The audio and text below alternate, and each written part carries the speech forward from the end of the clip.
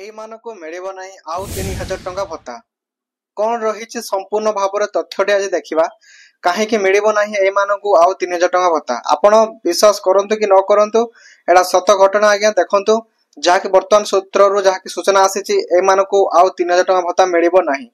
पूरा गारंटी मु आपको देवी। तो संपूर्ण भाव डिस्कस करेंगे आज वीडियो बहुत इनफॉर्मेटिव रही है। फर्स्ट टाइम विजिट करते हैं प्लीज लाइक शेयर सब्सक्राइब कर देबे। डेफिनेटली हम लेटेस्ट वीडियो गुडी सर्वप्रथम मो चैनल माध्यम देखै पाई पारे। चलंतु वीडियो को बिना देरी कर स्टार्ट करबा। जय जगन्नाथ। देखंतु वर्तमान समय जहा कि लेटेस्ट अपडेट आछि ए मानको मिलिबो नाही आउ 3000 टका भत्ताटी। काहे कि ना वर्तमान ए माने एमिति एको काम करिछन जहा फळे कि एमानको मिलिया पई जाउनी 3000 टका भत्ताटी।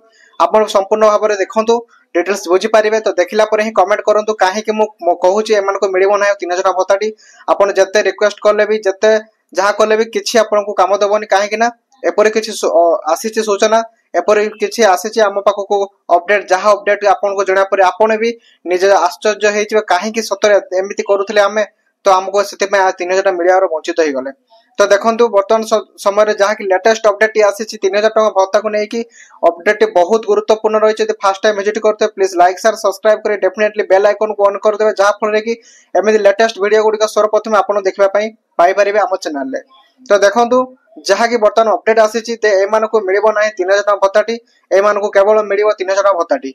देखंतु जहा आपण भाबुथिबे जे 3000 टका भत्ता तो घोषणा हैनी, ये केमते जानला जे 3000 टका भत्ता एमानको मिलिबो नाही। देखंतु आज्ञा बहुत पटे ऑलरेडी सर्वे आरंभ हो सारानी। जो ब्लॉक स्तर रे सर्वे चली आज्ञा आपन तो जानथिबे कि ना ठीक नाही, किंतु ब्लॉक स्तर रे सर्वे चली जहा कि आपन को कहि दउची सेमानकर डॉक्यूमेंट एपरि किछि भूल करिसंती जहा फळे कि सेमाने आउ पाइबे नाही 3000 टका भत्ताटी। संपूर्ण भाव में सुनि सारंतु तबर बुझी परिबे। तो देखंतु बहुत किछि लोक अछंती जो माने कि सुभद्रा योजना पूर्वरु जदि सुभद्रा योजना सुनिले स्टार्टिंग हो 50,000 टका मिलिबो और 21 रु 60 वर्ष भितर। तो सेमाने तुरंत ताको डॉक्यूमेंट रे कोन करथिले महिला माने ना ताको डॉक्यूमेंट रे डेट ऑफ बर्थ कमाई देथिले, ठीक अछि, एवं ता पूर्वरु सन भत्ता मध्ये पाउथिले। तो जो एमिति किछि काम कर देथिले सेमाने तापर सुभद्रा योजना अप्लाई कर देले। सुभद्रा योजना जतले वेरीफाई करागला ताको भत्ता रे ताको लिस्ट रहितला सेमाने पाइले नाही, ताको ना तो सुभद्रा कटि गला रिजेक्ट हे गला। एवं सेही माने वर्तमान कोन करछन ना पुणी चेंज करिकि भत्ताटी 3000 टका पाया पई आउथरे पैसा सीमा को बढ़िया चेष्टा करुचंती।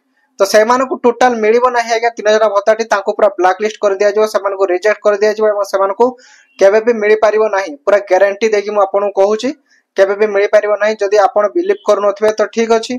तो आपन जतले आपन को घर पटेबे सेन सर्वे हो आपन निजे जानि परिबे जे मु सत्य कहउथि कि मिछ कहउथि, ठीक अछि।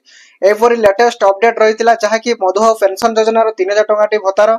तो भत्ता प्रोडक्ट अपडेट जदि आपन भल लागितो प्लीज लाइक शेयर सब्सक्राइब कर चैनल को निहात भाबरे बेल आइकन ऑन कर जेमति कि लेटेस्ट वीडियो गुडी सर्वप्रथम आपन को मो चैनल माध्यम देखबे पाई परिबे। Thank you to watch this video. जय जगन्नाथ।